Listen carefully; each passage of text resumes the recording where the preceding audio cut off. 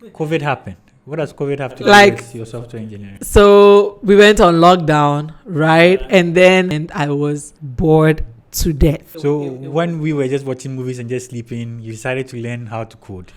I needed to do we didn't know what to do with something. our time. Welcome to the second episode of Stay Liquid, where we talk about tech and everything in between. Today, I have with me the beautiful Miss Na.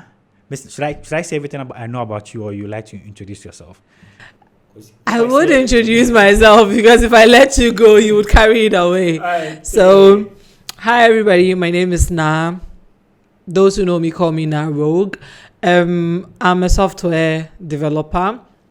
My profession, I have a bachelor's degree in civil engineering. I transitioned from civil engineering to tech. I love cooking. I love fashion. And yeah, those are some of my interests. Okay, I'm going to make it very easy for you. I have 5 questions for you today, right? Okay. 5 questions, which is probably going to cover everything for today's episode. I'm going to start with the first one. Okay. What inspired you to make the switch from civil engineering to software engineering? Was there any specific event or experience that led you to pursue a career in software engineering?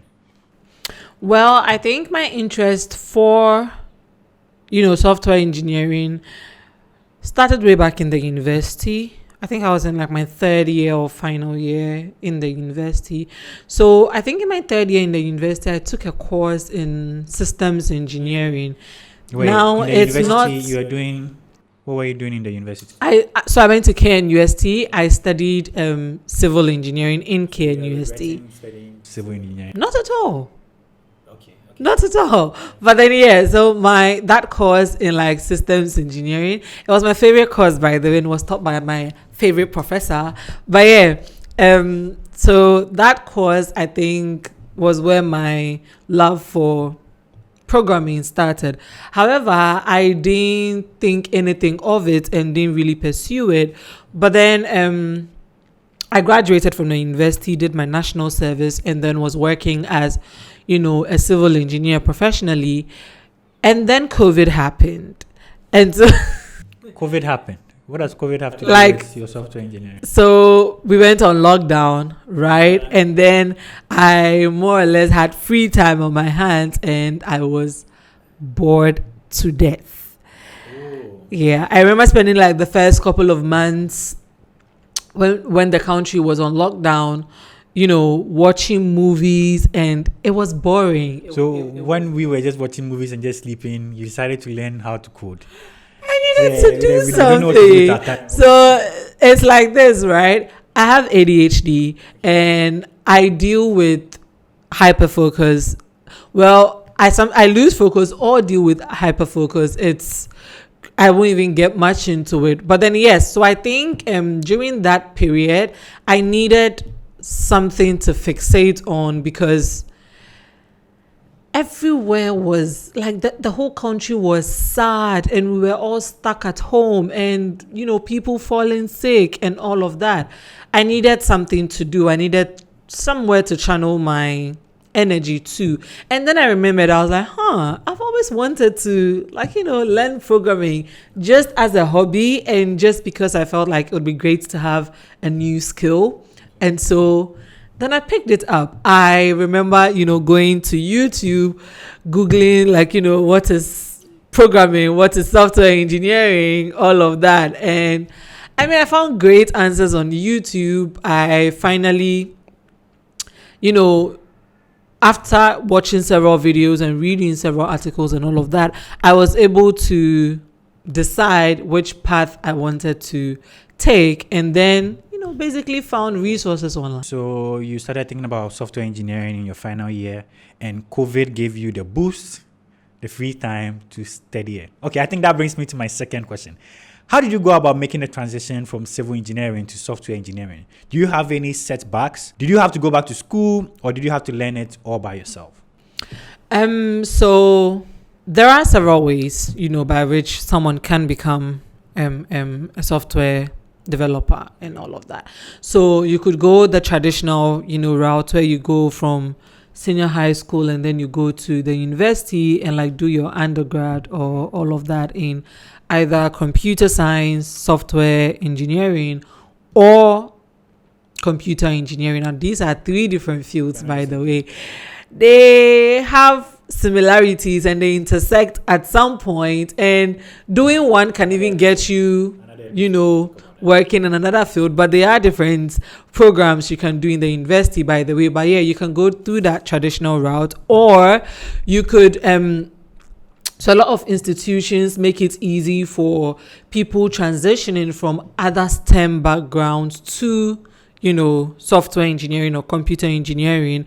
And then there's the self-taught route, or you do a boot camp or something. So I did the self-taught route, first of all, because I had limited resources, and also because, like I said earlier, it was a hobby for me. I didn't even know if it was going to be something that would last, because I pick hobbies and drop them very easily. You get it? So at that point, I wasn't ready yet to invest much into that. I just wanted to do it for the fun of it, and just because I had time on my hands. So yes, I went through the self-taught route, which is also a very legitimate route to becoming a software developer. So for my third question, what skill from your civil engineering background have you found useful transitioning into a software engineer?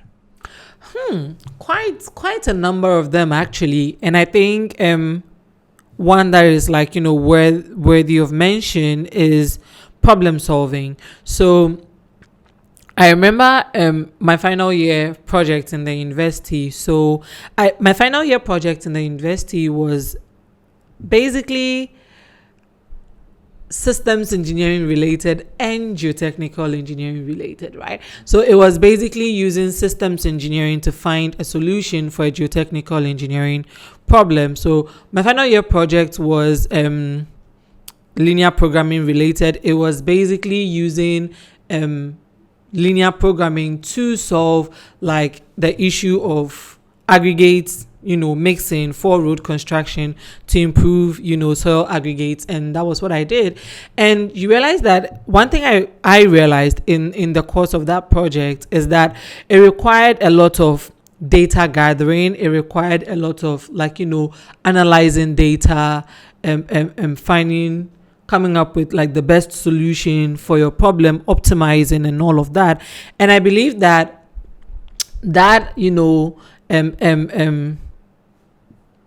level of problem solving, applying that level to problem solving is one of the things that I find quite helpful in my current role as a software developer. Other than that, there are several soft skills that you also learn from. I have learned from, being a civil engineer, working with people, working on a team, relating with people, coming together to solve a problem and all of that. Okay. That's cool. My fourth question is going to be, what have been some of the biggest challenges you faced transitioning to a software engineer? Have there been any surprises, unexpected obstacles along the way? Especially due to the fact that you were self-taught. What are some of the challenges that you experienced? Quite a number, actually. So first of all, when I started, again, because I was self-taught and I literally just plunged myself into this field, I didn't know a lot of people. Thankfully, right now there are several communities, even in Ghana here, that you could be a part of, so that you don't feel so, alone in the journey. There's Dev Congress, there's Because She Can, there's Developers in Vogue. There are literally communities now that you can be a part of, where you get to collaborate and learn with other people, meet other people. And I think that kind of makes it easy for anybody who is on this journey. When I started, I didn't know so much about these communities, right? And so it was a little bit difficult, getting help and all of that. You could be working on something. If you get stuck, you don't know where to find, answers and all of that. It did get better eventually, though, when I found some of these communities.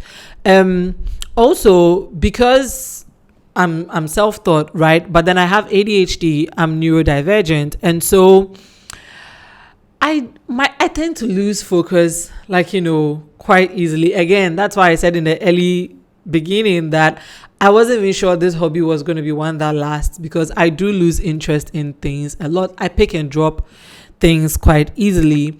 And so in my current, I'm still self-taught and all of that. But currently, I think one issue I deal with is struggling with my studies a bit, because I feel like things that would probably take someone very little time to learn takes me quite a while, because like I could read a sentence and then I actually didn't read it. I don't know how to explain it. Like I read it, but I didn't process it. And so then I have to go back to it again and all of that. So it does take like a bit of my time. So I think currently I am thinking, I haven't decided yet, but I am thinking of, probably back to school. And you think if you go back to school, you'll be able to focus there? That's what I'm saying. I am thinking, because I don't know. Or you feel like if you find yourself in an atmosphere yes, that maybe, everybody's doing the same thing, maybe. Or maybe, okay, so maybe you learning alone in the room, Father, I can just turn on my Netflix and start and just monitoring you. Okay. That kind of thing. So I am thinking about it. But yeah, that was also one of, the challenges that I faced. I think otherwise, a lot of the other challenges have been a lot more social issues and how they intersect with the field I find myself in, like being a woman in tech and, not seeing a lot of women. Any advantages of being a woman in tech right now in Ghana? There are. Thankfully, now I believe that there are a lot more now than there were before, because thankfully a lot of the women who like came ahead of people like me have made it easy for people like me and those coming after me to have a place in the community, right? So I mentioned developers in Vogue, and then Because She Can. So these are communities that are women-centered, right? And so they seek to help like women in the tech community especially. And so I do think that there is a place for women, especially in the community, and I'd encourage a lot more women who want to venture into tech to do it. I have a very interesting question coming up. How long did it take you to get your first job after starting the whole journey? Like how many months, how many years? So I'm always so careful when I talk about this, because I don't like for what I say to be misconstrued. But that being said, it took me about 6 to 7 months from when I started studying to get my first job in She's tech. That good. Yes, she's that good. Don't do that. But yes, it took me about 7 months. Now, the fact that I got my first job in tech doesn't mean that the learning stopped there, which is what I always try to clarify, right? I was pretty fortunate to get my foot, into the door that early. But I think if anything at all, it offered me clarity, but then it also, it opened me up to tougher challenges, right? Because then I got exposed to the fact that learning on your own and then learning on the job, like what you do on the job and sometimes what you're doing on your own, can be very different. And then it opens you up to the harsh realities, and then you have to pick things up quickly and all of that. So I think that is one advantage that I got exposed into the field by getting a job that early, and then having to do a lot of learning on the job. That being said, I am still learning, right? There's still a lot of things. Do you have a mentor? Did you have somebody to help you out in the beginning? Yes, I did. You just depended on YouTube? Oh no, I mean, for the learning and all of that, you, like I mentioned earlier, you will get resources online, by the way. So not just YouTube, there are a ton of resources out there, a lot of which are free. And so if you're looking to, get into tech, I would say that there are a lot of resources out there, some that are free, some that are paid, you have to pay for. There's Free Code Camp, there's Odin Project, there's Udacity, there's Udemy, there's Coursera. Then there's YouTube, right? Even all of these platforms have, like, for example, Free Code Camp has a YouTube channel, which again is very free, and then you can go on there and learn. But yes, I did have a mentor. I have mentors actually, and so for every stage I've gotten to, like, in my career, and also for every aspect that I've worked, like I have worked, I've had mentors who have been super helpful, to my journey. You've been on this journey for about 2 years. Do you care to share with us some of the companies you've worked at? Yeah, I mean, why not? It's more or less like me putting my resume out there. But yes, see how good she is, so, yeah. No, yeah, always. Why do you do that? But yes, so my first job was with a company called Petra. So Petra is in Ghana here. So yes, basically it's more or less like fintech. It is fintech, not even more or less. It is fintech. Yeah, so that was my first job, right? And it was really great. I learned a lot over there. I had to pick up new skills quickly. I had to learn new stacks and all of that. But I'm really grateful for, that experience. And then I think from Petra, I worked with, I was part of a team called Point Blank Dev. So it was basically a group of freelance software engineers. And we built actually, I think I was on a team that built 2 different projects for, The talk about the group actually made me remember something. One thing I like about this whole software engineering thing is the fact that it's not always one person. It's like when you guys are working on a project, one is doing this, one is doing that. It's never ever one person. It feels like a group thing, and you won't feel like you're alone. I mean, you won't feel like you're alone, but it still is intense, right? Because it's more or less like different people coming together, or different tech fields coming together to build something. So like, for example, if you take web development, for example, you have, like, let's say someone who could be a front-end engineer, you have a back-end engineer, you'd have a product or a project manager on your team. You get it? Like, you have different tech fields or people from different fields coming together to work. So I feel like teamwork is one spirit that you should have, because chances are you always would be working in a team. And so, yeah. And then I think from Point Blank Dev, I moved to Besacare. So I currently, work with Besacare. So it's a health tech, project that is seeking to, like, make healthcare in Ghana here accessible. All right, then now to another favorite part. Are you willing to tell us how much you make as a software engineer? Okay, don't tell us the specific. You give us range, like how much can I make? Because some of us, it's only the money that's motivating me.